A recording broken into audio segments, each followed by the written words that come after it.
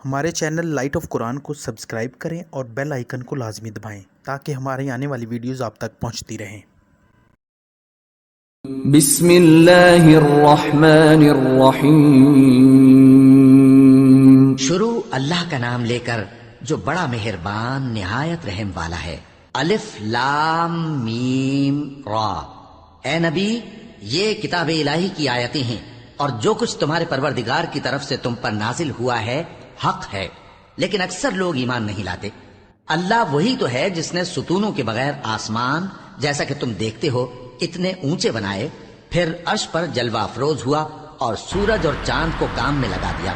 ہر ایک میعاد معین تک گردش کر رہا ہے۔ وہی دنیا کے کاموں کا انتظام کرتا ہے۔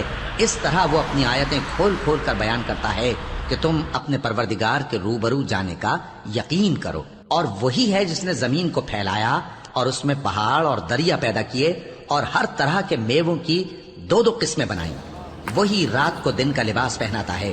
غور کرنے والوں کے لیے اس میں بہت سی نشانیاں ہیں۔ اور زمین میں کئی طرح کے قطعات ہیں ایک دوسرے سے ملے ہوئے، اور انگور کے باغ اور کھیتی اور کھجور کے درخت۔ بعض کی بہت سی شاخیں ہیں اور بعض کی اتنی نہیں ہوتی، باوجود کہ پانی سب کو ایک ہی ملتا ہے۔ اور ہم بعض میووں کو بعض پر لذت میں فضیلت دیتی ہیں، اور اس میں سمجھنے والوں کے لیے بہت سی نشانیاں ہیں۔ اگر تم عجیب بات سننی چاہو تو کافروں کا یہ کہنا عجیب ہے کہ جب ہم مر کر مٹی ہو جائیں گے تو کیا اثر نو پیدا ہوں گے؟ یہی لوگ ہیں جو اپنے پروردگار سے منکر ہوئے ہیں، اور یہی ہیں جن کی گردنوں میں طوق ہوں گے، اور یہی اہل دوزخ ہیں کہ ہمیشہ اس میں جلتے رہیں گے۔ اور یہ لوگ بھلائی سے پہلے تم سے برائی جلدی سے مانگتے ہیں، یعنی طالب عذاب ہیں، حالانکہ ان سے پہلے عذاب واقع ہو چکے ہیں۔ اور تمہارا پروردگار لوگوں کو باوجود ان کی بے انصافیوں کے معاف کرنے والا ہے، اور بے شک تمہارا پروردگار سخت عذاب دینے والا ہے۔ اور کافر لوگ کہتے ہیں کہ اس پیغمبر پر اس کے پروردگار کی طرف سے کوئی نشانی کیوں نازل نہیں ہوئی؟ اے نبی، تم تو صرف خبردار کرنے والے ہو اور ہر ایک قوم کے لیے رہنما ہوا کرتا ہے۔ اللہ ہی اس بچے سے واقف ہے جو عورت کے پیٹ میں ہوتا ہے، اور وہی پیٹ کے سکڑنے اور بڑھنے سے بھی واقف ہے، اور ہر چیز کا اس کے ہاں ایک اندازہ مقرر ہے۔ وہ چھپی اور ظاہر چیزوں کا جاننے والا ہے، سب سے بزرگ ہے، عالی رتبہ ہے۔ کوئی تم میں سے چپکے سے بات کہے یا پکار کر، یا رات کو کہیں چھپ جائے یا دن کی روشنی میں کھلم کھلا چلے پھرے، اللہ کے نزدیک برابر ہے۔ اس کے آگے اور پیچھے اللہ کے چوکیدار ہیں جو اللہ کے حکم سے اس کی نگرانی کرتے ہیں۔ اللہ اس نعمت کو جو کسی قوم کو حاصل ہے نہیں بدلتا جب تک کہ وہ اپنی حالت کو نہ بدلے، اور جب اللہ کسی قوم کے ساتھ برائی کا ارادہ کرتا ہے تو وہ پھر نہیں سکتی، اور اللہ کے سوا ان کا کوئی مددگار نہیں ہوتا۔ وہی تو ہے جو تم کو ڈرانے اور امید دلانے کے لیے بجلی دکھاتا اور بھاری بھاری بادل پیدا کرتا ہے، اور رعد اور فرشتے سب اس کے خوف سے اس کی تسبیح و تحمید کرتے رہتے ہیں۔ اور وہی بجلیاں بھیجتا ہے، پھر جس پر چاہتا ہے گرا بھی دیتا ہے، جبکہ وہ اللہ کے بارے میں جھگڑتے ہیں، اور وہ بڑی قوت والا ہے۔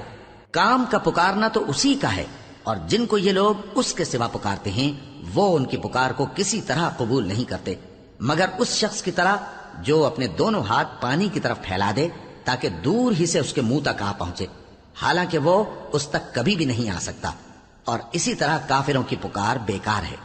اور جتنی مخلوقات آسمانوں اور زمین میں ہے، خوشی سے یا ناخوشی سے اللہ کے آگے سجدہ کرتی ہے، اور ان کے سائے بھی صبح و شام سجدے کرتے ہیں۔ ان سے پوچھو کہ آسمانوں اور زمین کا پروردگار کون ہے؟ تم ہی کہہ دو کہ اللہ۔ ان سے کہو کہ کیا تم نے اللہ کو چھوڑ کر ایسے لوگوں کو کارساز بنایا ہے جو خود اپنے نفع و نقصان کا بھی اختیار نہیں رکھتے؟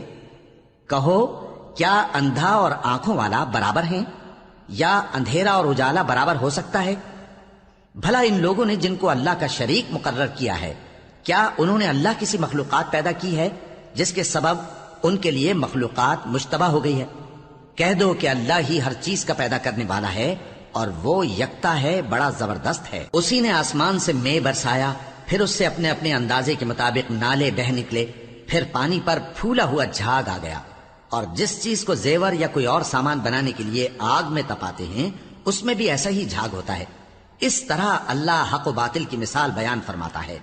سو جھاگ تو سوکھ کر زائل ہو جاتا ہے، اور پانی جو لوگوں کو فائدہ پہنچاتا ہے وہ زمین میں ٹھہرا رہتا ہے۔ اس طرح اللہ صحیح اور غلط کی مثالیں بیان فرماتا ہے تاکہ تم سمجھو۔ جن لوگوں نے اللہ کے حکم کو قبول کیا ان کی حالت بہت بہتر ہوگی، اور جنہوں نے اس کو قبول نہ کیا اگر روئے زمین کے سب خزانے ان کے اختیار میں ہوں تو وہ سب کے سب اور ان کے ساتھ اتنے ہی اور نجات کے بدلے میں صرف کر ڈالیں، مگر نجات کہاں؟ ایسے لوگوں کا حساب بھی برا ہوگا اور ان کا ٹھکانہ بھی دوزخ ہے، اور وہ بری جگہ ہے۔ بھلا جو شخص یہ جانتا ہے کہ جو کچھ تمہارے پروردگار کی طرف سے تم پر نازل ہوا ہے حق ہے، وہ اس شخص کی طرح ہے جو اندھا ہے، اور سمجھتے تو وہی ہیں جو عقل مند ہیں، جو اللہ کے عہد کو پورا کرتے ہیں اور قول و قرار کو نہیں توڑتے، اور جن رشتوں کے جوڑے رکھنے کا اللہ نے حکم دیا ان کو جوڑے رکھتے اور اپنے پروردگار سے ڈرتے رہتے اور برے حساب سے خوف رکھتے ہیں، اور جو اپنے پروردگار کی خوشنودی حاصل کرنے کے لیے مصائب پر صبر کرتے ہیں اور نماز پڑھتے ہیں، اور جو مال ہم نے ان کو دیا ہے اس میں سے پوشیدہ اور ظاہر خرچ کرتے ہیں اور نیکی سے برائی کو دور کرتے ہیں، یہی لوگ ہیں جن کے لیے عاقبت کا گھر ہے، یعنی ہمیشہ رہنے کے باغات جن میں وہ داخل ہوں گے، اور ان کے باپ دادوں اور بیویوں اور اولاد میں سے جو نیکوکار ہوں گے وہ بھی بہشت میں جائیں گے، اور فرشتے بہشت کے ہر ایک دروازے سے ان کے پاس آئیں گے اور کہیں گے تم پر سلام ہو، یہ تمہاری ثابت قدمی کا بدلہ ہے، اور عاقبت کا گھر خوب گھر ہے۔ اور جو لوگ اللہ سے پختہ عہد کر کے اس کو توڑ ڈالتے اور جن رشتوں کے جوڑے رکھنے کا اللہ نے حکم دیا ہے ان کو قطع کر دیتے اور ملک میں فساد کرتے ہیں، ایسوں پر لعنت ہے اور ان کے لیے برا انجام ہے۔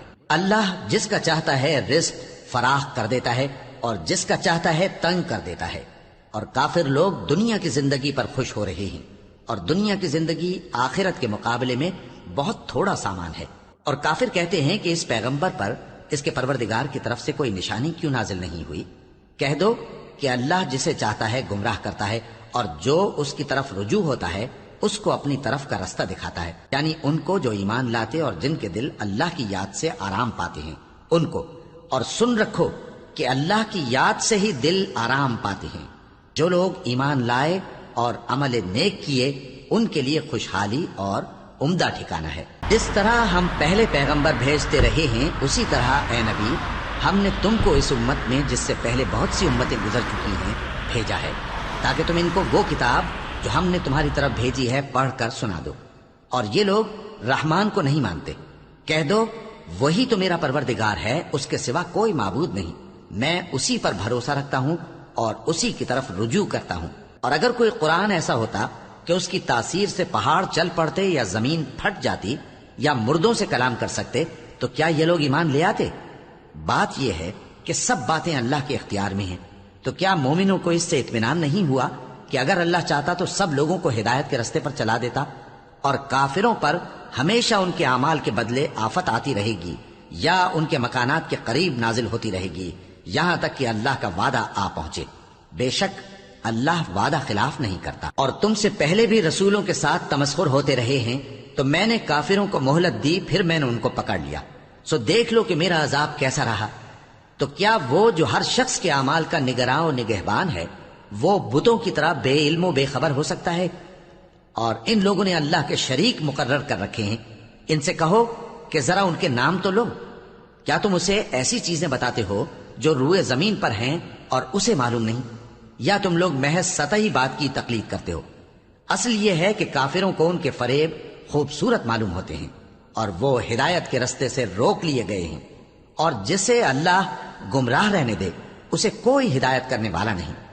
ان کو دنیا کی زندگی میں بھی عذاب ہے اور آخرت کا عذاب تو بہت ہی سخت ہے، اور ان کو اللہ کے عذاب سے کوئی بھی بچانے والا نہیں۔ جس جنت کا پرہیزگاروں سے وعدہ کیا گیا ہے اس کی شان یہ ہے کہ اس کے نیچے نہریں بہ رہی ہیں، اس کے پھل ہمیشہ باقی رہنے والے ہیں اور اس کے سائے بھی۔